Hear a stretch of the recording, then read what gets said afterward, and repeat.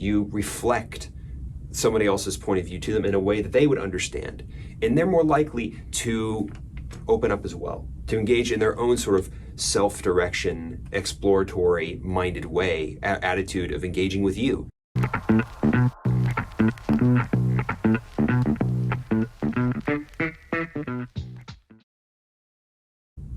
All right, so we're going to talk about values in this episode. Right, and so in the previous episode we had an extended conversation about policies and ideology, the gradations in the left-wing direction or the right-wing direction, or being someone who's stressed out in the center as a moderate.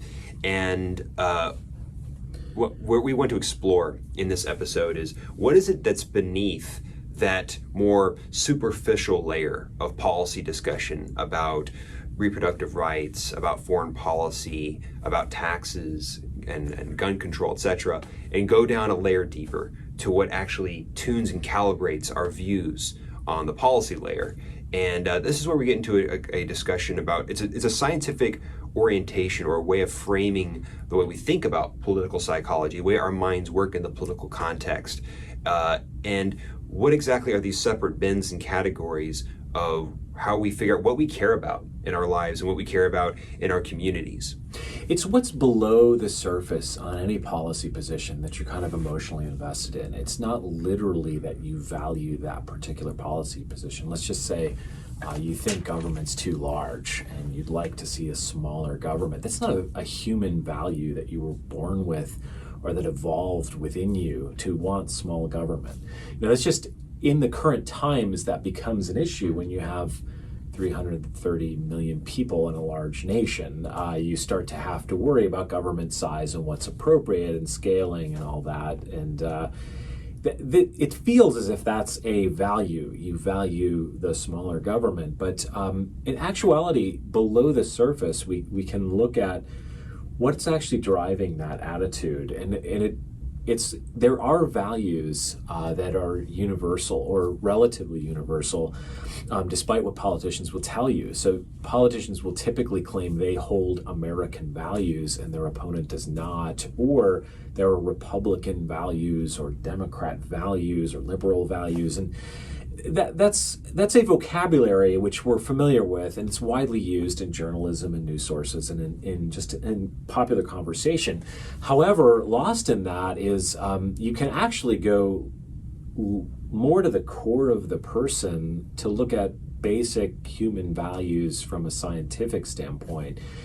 This is some work by Shalom Schwartz, the eminent social psychologist, which offers us more of an authentic vocabulary for your personal, deepest held values. And we encourage you to take a quiz, just like we did in the other episode. You can take this human values survey. Simply go to IDR Labs, and that stands for Individual Difference Research Labs. IDR Labs has the Human Values Survey. Go ahead and take that. It's a 40-item agreement scale that you can easily do on your phone or computer, and it gives you a readout of how you land on 10 core values that are shared across over 90 cultures at this point that Schwartz and his colleagues have tested this within, and they do it based on survey research. How much do you agree with different positions? And through those agreement ratings, you can get a sense of the things you most value, and there's 10 of them. There's not 100 of them, and there's not 3 of them, and they don't perfectly align to our politics, but they can drive forward so much what we do in our lives. And I think what's helpful about engaging in this exercise, taking the survey and seeing what your results are, is it does show that it can be surprising. If you look at the 10 values, you look at hedonism, stimulation, universalism, and we'll take a moment shortly to discuss each of these and how to define them, you might think, where exactly would I fall? If you had to have a rating system of 1 through 10, how would they all stack up? And I know when I was looking at mine, where I was highest and lowest, it was a bit of a surprise to me, which made me realize that part of the excitement of living an examined life, from like a philosophical perspective, is sure, we think about our lives unfolding as a tapestry of something we're creating, right? We think we're creating our day. You choose where you go to school, you choose your profession, and you know this is making an indelible impact on who you are as a person and things you care about. But a lot of who you are is also discovered. You might find yourself in a new context, a new social setting, a new job setting, and you're surprised about how you operate. And you think, oh, that's interesting. So that's the kind of person I am under stress or in a joyful state, and so on and so forth. And so you really are getting at that fundamental goal of a full life, of trying to learn more about yourself. And that's the potential value of engaging in dialogue and a political conversation where you get to the values level, where you look beneath that surface of what somebody thinks about the different policies, and you see, well, what is the compass of this person? And the goal in the space of this type of scientific endeavor of Sev Shalom Schwartz and those like himself, who are social scientists who are looking for these universals, is they're looking for a framework that fits all places and all times pertaining to human beings. And so you're looking at a framework that would just as well describe how human beings think and what they care about in our present modern world in a Western context as it would somewhere in an East Asian context, or even thousands of years ago. Before there was a conversation about a social welfare system or about taxes, there were still human beings mixing about, forming societies that were sensitive to issues that have to do with security or having to do with finding stimulation in life, finding self-direction, valuing tradition, and so on.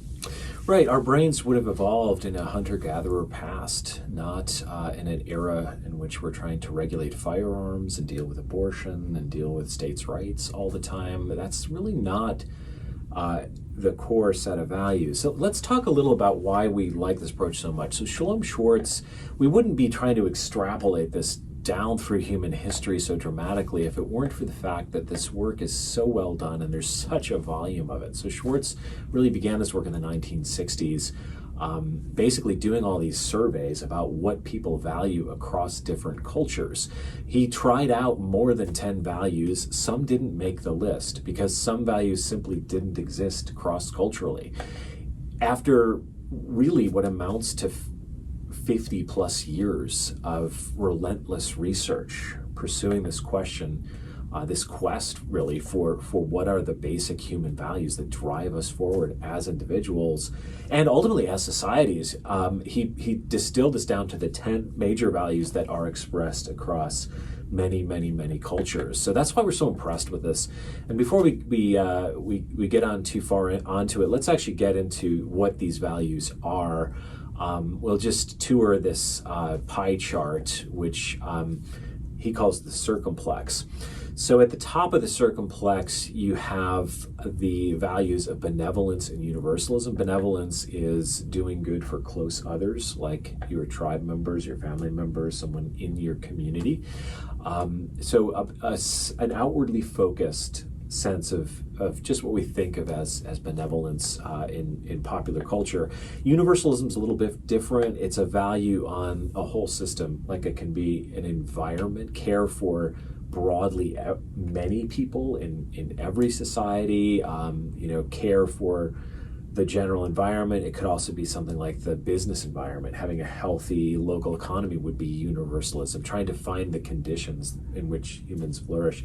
So benevolence and universalism kind of operate as they call it self-transcendent values that are about not you personally, but others. And then across the pie are power and achievement, which are the self-interested values. Michael, what are those about? So power and achievement, you can think of those as being much more about individual development, right? So if you think about the way in which we organize our lives, how we navigate through the world, we do feel what's incumbent upon us is a care for the broader world, right? Those are the values that Dan just described. But we also realize that within this ocean of humanity, we're still the individual drop with our own individual life path, and the sense in which we are conscious of our place within the whole, our sense of having a level of responsibility, the ability to engage, exercise our will, our decision making, so that we can find ourselves in a place of greatest impact as an individual within our social context, right? we're highly sensitive to, some of us are more highly sensitive to the axes of power and achievement than others, because we're finding ourselves thinking more and more about how our actions have a consequence for our relative status among our peers within our community group. That's right. And remember, all of us express all of these values, just maybe not to the same degree. So power and achievement are really basic sort of human needs, sort of individual first. Other values that are important to think about that are part of the Schwartz set, one is tradition and another conformity. Those sometimes occupy almost the same wedge of the pie for Schwartz because they go together so much. Tradition is self-evident, and conformity is going along with the group, placing a value on the group first and sticking to the group and not making waves. That is next to a wedge of the pie known as security, which is just about our basic security personally, but the security of our close others as well. So that tends to be generally grouped as the conservation values, that set of tradition, conformity, and security.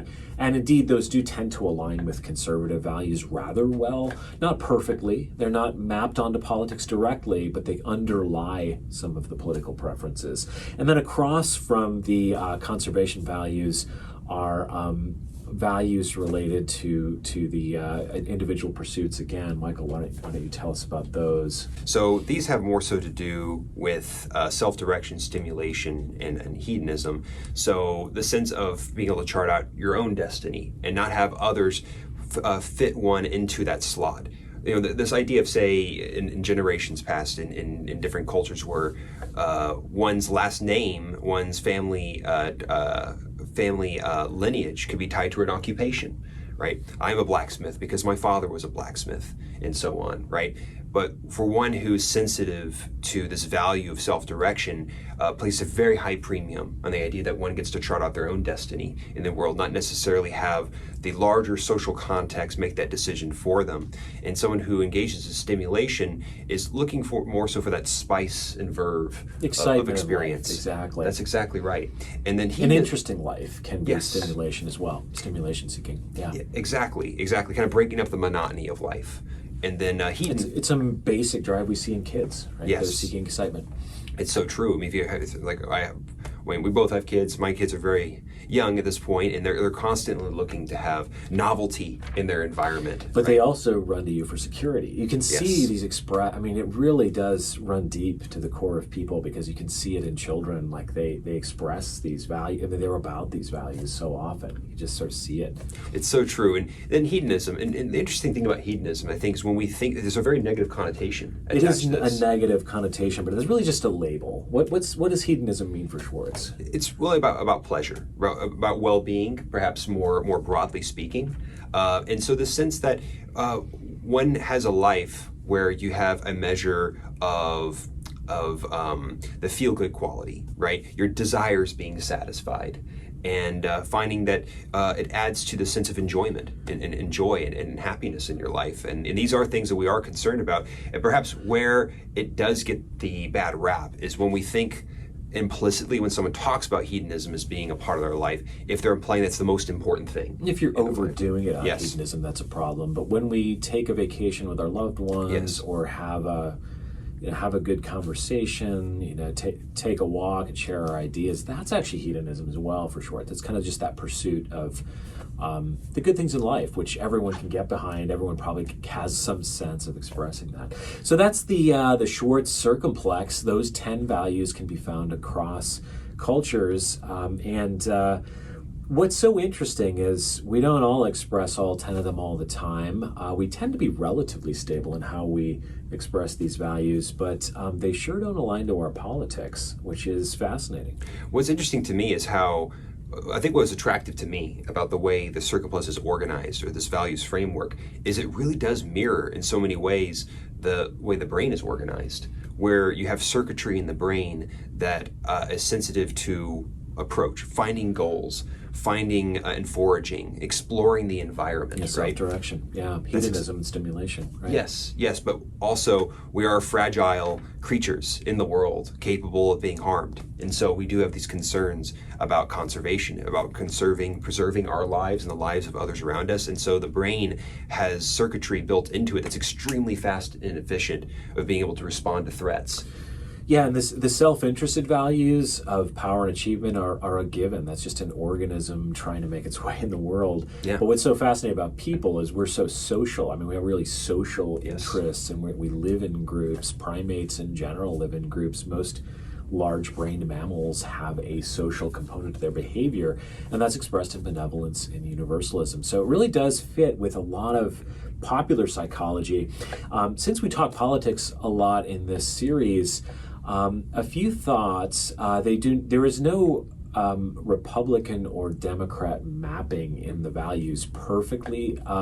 If you had to, there's a limited amount of research. I can think of a study that was done in Italy where it looked like liberals tended to promote benevolence more in their thinking, whereas conservatives promoted security, tradition, and conformity more in their thinking. That's not absolute, but they seem to have some divergence. However, in American politics, I would suggest that self-direction is critical to both liberal pursuits and conservative pursuits. If you just think of something like small government, which I mentioned earlier, the pursuit of a smaller government is a self-direction goal.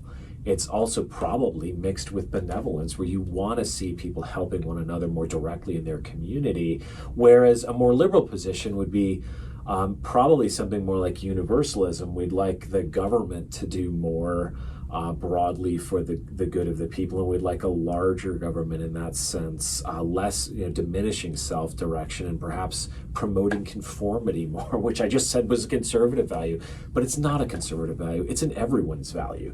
So I think sometimes the liberal position can be like universalism mixed with conformity, while the conservative position ends up being something like benevolence and self-direction.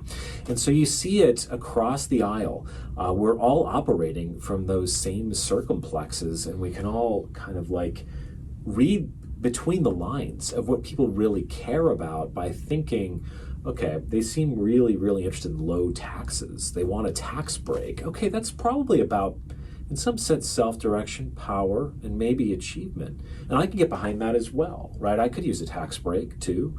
And you can start to actually engage someone in conversation. It's like, okay, what I'm hearing you say is, what do you want to do with that money? Because you've got some self-direction going here. And what would I do with that money? And that's a much better conversation to have than to just be at loggerheads over sort of party level national politics positions. What this goes to show is that the labels we use for political conversations are about convenience. It's to allow our brains, as limited as they are, in being able to think, let's say, in 10 dimensions, in order to navigate this complex world in a way so that we can typecast individuals. It's why we stereotype. It's why we come to a passing guess about somebody's overall perspective on the world and say, oh, well, you're a liberal or you're a conservative and so on. But what that conceals is this incredible range of complexity within that individual. And it's in isolation, if you're just looking at one wedge or the other, if you're just looking at conformity, if you're only looking at self-direction and say, oh, this value is important to this ideology, it's yes and no. And it's really the combination of level of placements, of tunings across the whole circumplex that would probably give you a fuller picture. But it's difficult for us to think intuitively along those lines. So a picture helps. Let's go ahead and take a look at my circumplex, which was generated from the IDR Labs 40-question survey. And that's modeled after what's known as the Portrait Values Survey, with Shalom Schwartz being the main author on that. And you can see that the wedges in the pie populate to some degree. I've taken this survey multiple times just to kind of see how stable I am. And generally speaking, I do have a high security focus, and I have a high self-direction focus, and I tend to be high on benevolence. Those are the three that come out the most often. And I would say what's interesting to me about this, you have the security focus in some way takes away from self-direction. If you're being fully secure, it's not all about you doing whatever you like, right? But I have to hold that contradiction in my mind all the time in my behavior. I do value my individual freedoms. I value my individual opinions. But I also have a sense of like, I really do want to see a secure society. So I hold that contradiction in mind all the time. So while those values do naturally oppose one another, that's just the way things work in life, don't they? It's always a balancing act between two extremes. And so I think that really is very sensible I think it does characterize a lot of what I think about. And when I do find myself in some conflict over, let's say, an American policy position, I can kind of see it from both sides because I'm operating from a security standpoint and I'm operating from a self-direction standpoint. I value both. And that's so much more refreshing to talk that way because you're really talking authentically about what you really believe, not what the party is telling you must believe. And there's science behind it, which is so helpful as well. There's no science of Republican values. There's deep science, decades worth, on these 10 values, which give you just a little bit more personal insight into what's making you tick. When I'm looking at my value circumplex, what's salient to me, what I found interesting was seeing how high I was on self-direction, stimulation, universalism, and achievement, and noticing that you can see that certain values kind of hang together and sort of complement each other. But also, what it made me realize is how important it is to maintain balance in one's life. And oftentimes, we find it remarkable. You think about these expressions that we have, like, opposites attract. And we think, well, why is that? It might have something to do with one really softening the rough edges of another individual, right? If somebody is more about forward movement and that self-direction axis, if somebody else helps as, say, the brakes to their accelerator, you have a more balanced system. In fact, our brains work this way as well. You have some parts of the brain that are excitatory. That means they generate some sort of positive action, feeding forward with some kind of approach movement, and then some are more about inhibition, right? Slowing things down, causing us to think a little more carefully and more deliberatively about something. And what the value circumplex highlighted to me is not so much that this world, whatever progress looks like in the broadest sense of the term for politics, it doesn't involve a world in which this side or this side has become victorious, like a left-wing world or a right-wing world. It's a balanced world. And insofar as there is this ability to negotiate and describe one's respective roles, like those who are motivated to play the conservation role and those who are motivated to play the more self-direction, self-creation type role, they need each other, right? And that shows that we all have a place here. There's no one who's sort of left out of the tribe as being ancillary or just vestigial, not essential. Yeah. That's exactly right. And it gives you a new vocabulary by which you can think about your own values, what you place value on in life. And also it's very helpful to think about your own politics and other people's politics. And you can actually use this almost like a superpower. So Michael, I'm going to make a weird request and invite you to toss a grenade to me in the form of a highly charged, typical kind of political thing. And I'll try to disarm it using Schwartz values. Right, okay. So let's say we talk about gun control, right?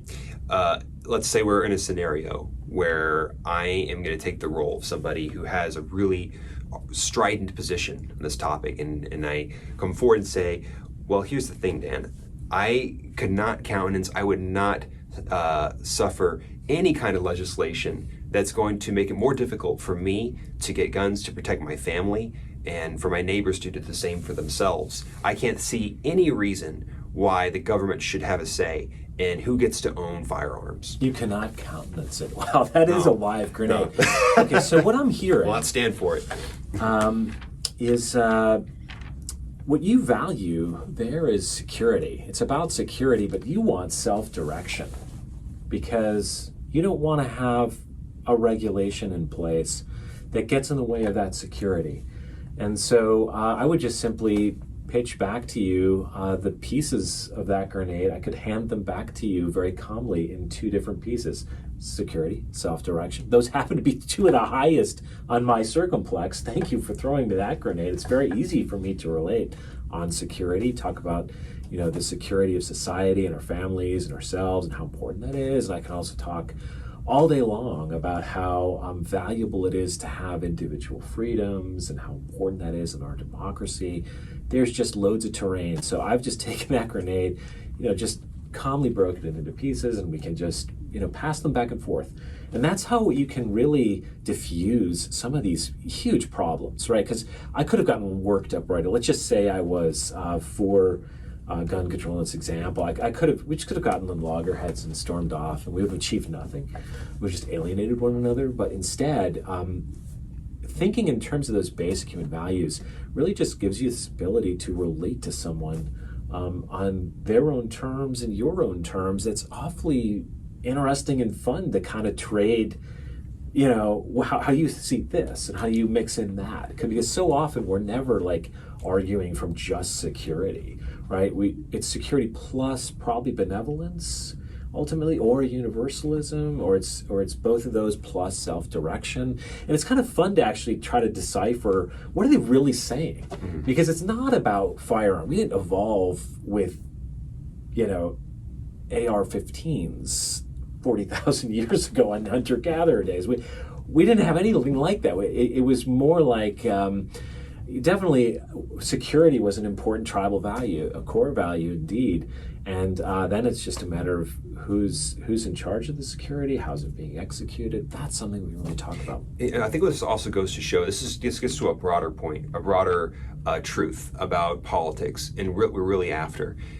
There's nothing like being understood, right? When it comes to, if you think about hedonism, it really does feel good in the most fundamental sense. You think about like a social experience, it's very pleasant if you feel like you're really seen and you're really heard and you're truly understood by someone. So if you engage in this sort of shared vocabulary of values, which you have managed to communicate to those individuals, that actually matters to you, that you understand where they're coming from. And human beings, fundamentally, we're social creatures. It's not like we're deterministically reciprocal, right? It can be the case that you can be benevolent and someone else is not going to return in kind. It doesn't always happen. But it is the surefire way to increase the probability that if you want to engage in exploratory conversation, you learn more about yourself, you learn more about the other person, you're building a bridge instead of burning it. The way to do this is you reflect somebody else's point of view to them in a way that they would understand. And they're more likely to open up as well, to engage in their own sort of self-direction, exploratory minded way, attitude of engaging with you, returning with curiosity to understand your own position. And perhaps at the end, it doesn't really matter if you've changed their view or you changed your view. What you've actually accomplished is something that's more important than that, I would argue. Yeah, it's all about bonding socially. Yes. So I think this is a really valuable exploration of how is it we get from that policy discussion layer down to the more fundamental layer about core values. And we see it as one of the powerful pivot points or leverage points for making headway in political dialogue. And so, in future discussions, we'll get even deeper, maybe even looking at specifically this issue of security or self-direction, and really just take deep dives along each of the placement points, each of the dimensions in the circumplex, and see how that bears to policy issues, and even getting practical conversation tactics for being able to disarm grenades when you encounter them in your lived experiences talking politics. Yeah, looking forward to it.